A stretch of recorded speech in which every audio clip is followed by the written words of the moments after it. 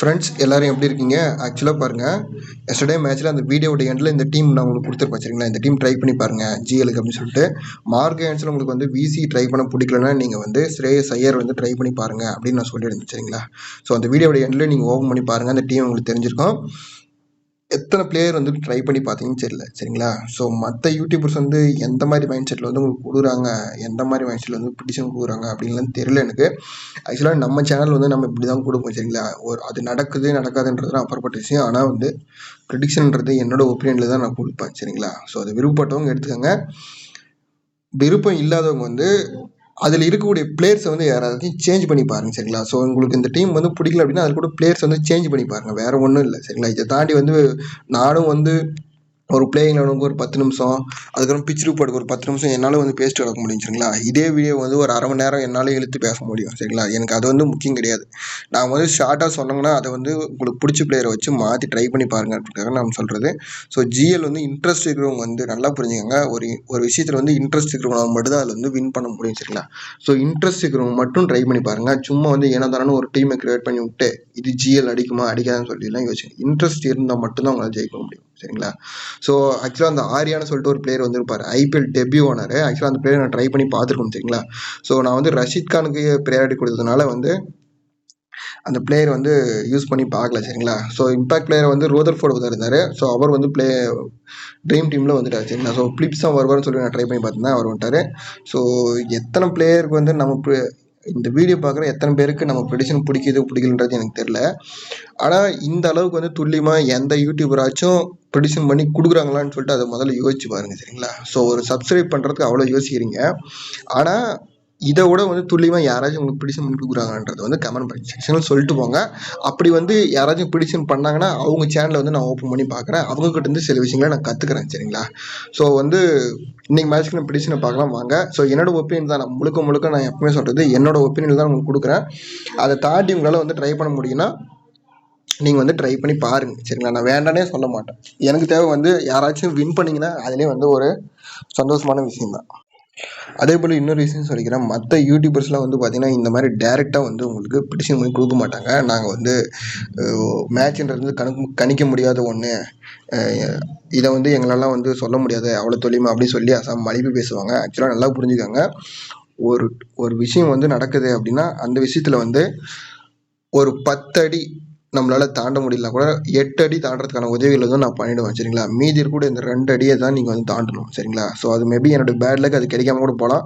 அந்த விஷயம் வந்து உங்களுக்கு கண்ணு முன்னாடி தெரிஞ்சதுன்னா நீங்கள் சக்ஸஸ்ஃபுல் பண்ணுறது ஈஸியாக இருக்கும் சரிங்களா? அது இது வந்து ஒரு ஹெல்ப்பிங் மாதிரி தான் சரிங்களா? ஸோ ட்ரை பண்ணி பாருங்கள்.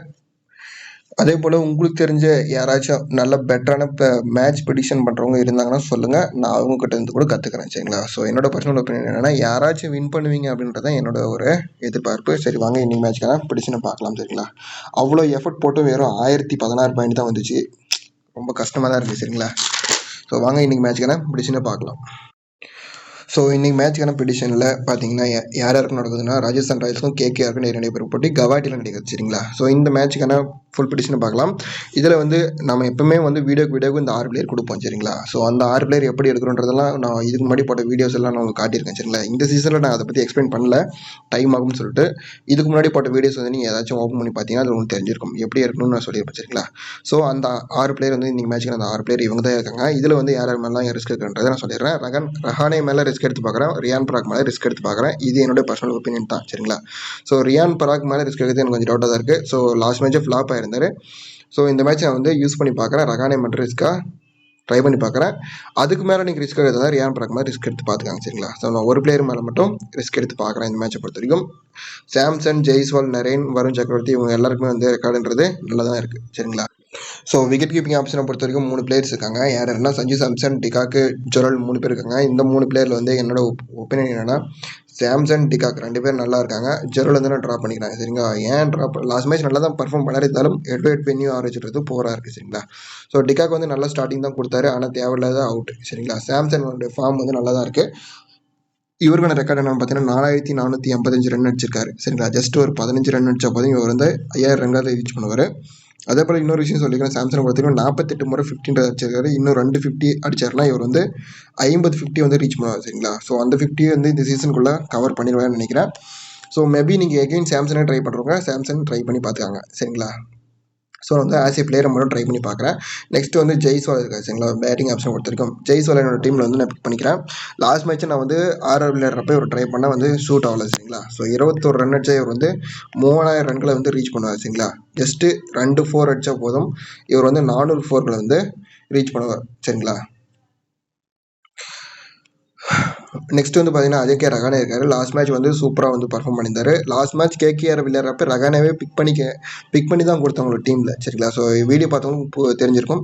இந்த மேட்ச் நான் வந்து ட்ராப் பண்ணி பார்க்குறேன் சரிங்களா. ஆவரேஜ் வந்து 4 இருக்கிறதுனால ட்ராப் பண்ணுறேன். நெக்ஸ்ட் வந்து வெங்கடேஷ் ஐயர் வந்து ட்ரை பண்ணி பார்க்குறேன் சரிங்களா. மிடில் வரதுனால வெங்கடேஷ் ஐயர் ட்ரை பண்ணுறேன். அடுத்து வந்து ஹெட்மே ட்ரை பண்ணுறேன் சரிங்களா. ஸோ மேபி மிடில் வந்து ரியான் பராக்கோ டிஜோவில் வந்து பர்ஃபார்ம் பண்ணல அப்படின்னா இவர் தான் வந்து பர்ஃபார்ம் பண்ணுறதுக்கு சான்சஸ் இருக்குது சரிங்களா.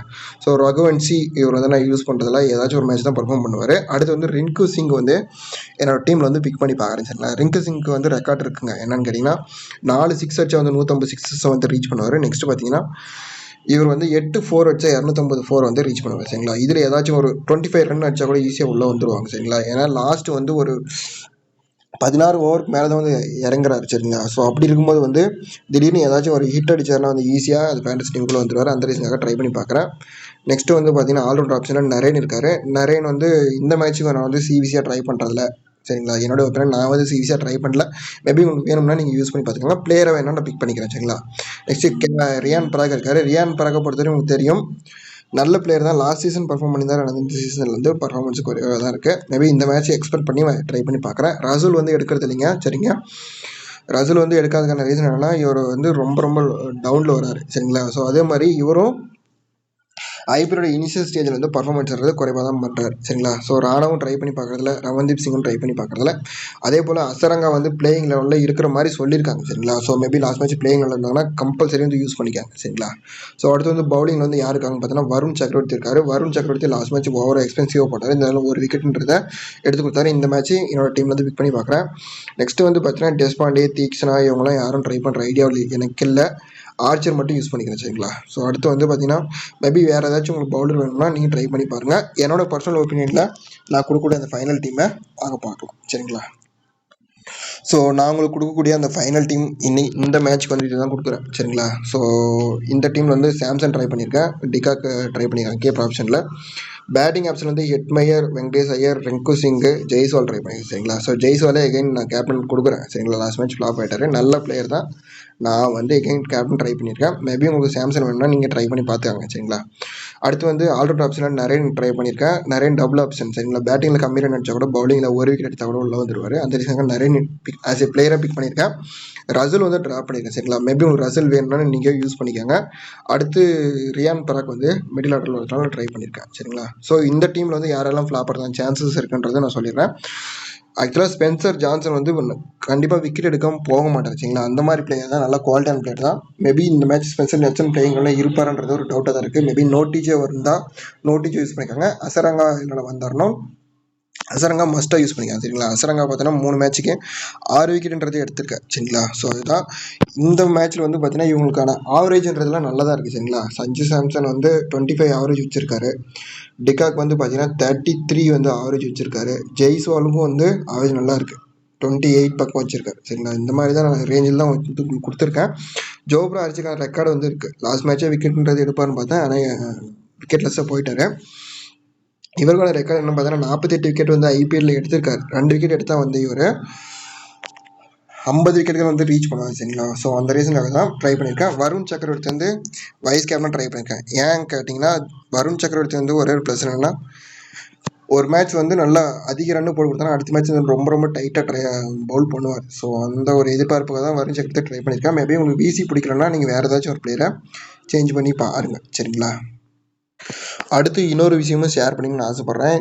இந்த ஐபிஎல் சீசனில் வந்து என்னோட ஒப்பீனியன் என்னென்னா இது வந்து அந்த ஃபஸ்ட்டு ப்ரைஸை வந்து யார் அடிக்கணுன்றதை வந்து இவங்க தான் ஃபிக்ஸ் பண்ணுற மாதிரி எனக்கு வந்து தோணுது சரிங்களா. இது வந்து ஒரு டவுட்டாகவே இருக்குது. ஏன்னா இவங்க எந்த பிளேயரை நினைக்கிறாங்களோ அந்த பிளேயரை தான் திடீர்னு உள்ளே வந்து அவங்க வந்து அதிகமான பர்ஃபார்மன்ஸ்ன்றது பண்ணுறாங்க சரிங்களா. இது வந்து ஒரு கொஞ்சம் எனக்கே வந்து ஒரு டவுட் வர மாதிரி தான் இருக்குது சரிங்களா. ஸோ பார்ப்போம், முயற்சி பண்ணி என்னால் முடிஞ்ச வரைக்கும் முயற்சி பண்ணுறேன். என்னால் முடிஞ்ச வரைக்கும் அந்த உழைப்புன்றதை உங்களுக்கு கொடுக்குறேன் சரிங்களா. ஸோ நீங்களும் ட்ரை பண்ணி பாருங்கள் சரிங்களா. அதே போல் நான் ஒரு விஷயம் சொல்கிறேன், நல்ல இன்ட்ரெஸ்ட் இருந்தால் மட்டும் ட்ரை பண்ணுங்கள், இல்லைனா வந்து ஜிஎல் ட்ரை பண்ணாதீங்க சரிங்களா. இன்ட்ரெஸ்ட் இல்லாமல் சும்மா வந்து ஒரு பிளேயரை எடுத்துக்கிறோம் நம்ம. இப்போ நான் வந்து இந்த 11 பிளேயர் வந்து நான் எடுக்கிறேன்னா அந்த 11 பிளேயருக்கான ரீசன் நான் உங்களுக்கு சொல்லியிருக்கேன். அதே போல் இவங்களை பிக் பண்ணுறதுக்கான அதுக்கான எலிஜிபிள் பிளேயராக இருக்கிறாங்க, உங்களுக்கும் தெரியும் சரிங்களா. இவங்க எல்லாருமே டாப் கிளாஸான பர்ஃபார்மன்ஸ் தான் சரிங்களா. இதில் மேபி ஃப்ளாப் ஆகிறாங்க அப்படின்னா மேபி எட்மேயர் போகலாம் சரிங்களா, மேபி எட்மேயர் போகலாம். ரிங்கு சிங் பதில் ரசல் பர்ஃபார்ம் பண்ணால் இந்த டீம் வந்து அடி வாங்கலாம் சரிங்களா.